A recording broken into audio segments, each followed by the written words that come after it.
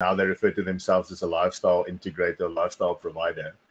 And what they've done is, and I mean, this is probably like the best example now that I've seen where analytics just drives the entire business, proper data-driven business. So whether you have short-term insurance, medical aid, medical insurance, you have banking products from them, you have life insurance products from them. All of those things are integrated to such an extent that the moment anything happens, if you go through a health check, you complete an exercise, everything, the data continuously flows through to their platform. So you have consistent real-time view of what's happening. And as those things are happening, it changes behavior and it changes reward systems, right? So if your blood pressure and everything checks out, you get reward. In most cases, you even get reward in monetary terms. If you drive safe, which is not something that a lot of people do, unfortunately, and you get good driving behavior, you can get up to 50% of your fuel back, as an example. So they've managed to not just use the analytics, but embed the analytics in such a way that even the end customers are experiencing the benefit of the analytics.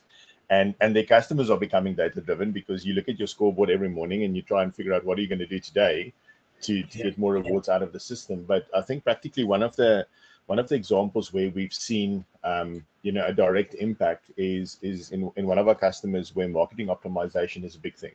So for instance, they're spending a lot of dollars on multiple channels and trying to figure out which ones work. Now, historically, it's always been, sort of run everything, 5, 6 things concurrently, and then hope something lands. Where now they've linked back measurements to each one of those things, and now they can measure which ones work well. And they continuously measure it, because certain campaigns might not work throughout the entire year. Certain campaigns might perform better during summertime. Some might perform a lot better during the beginning of the year, when people are getting bonuses and those type of things, and they tend to splurge a bit more on luxury products.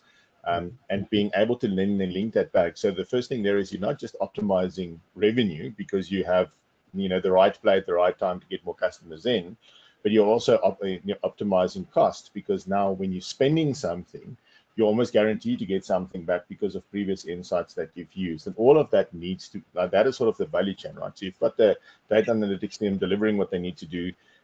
They work closely with the business team to understand what the outcome should be, the ideal outcome should be when they're running the campaigns. And then they've got the IT teams that's actually running the campaign.